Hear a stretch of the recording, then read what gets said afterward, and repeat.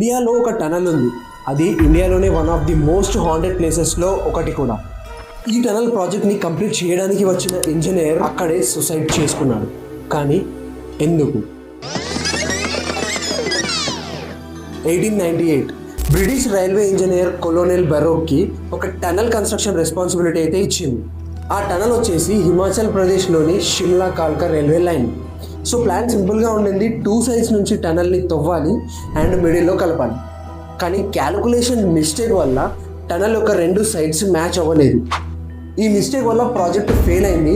Government బెరోగ్ని అందరి ముందు insult చేసి జాబ్ నుండి తీసేసింది.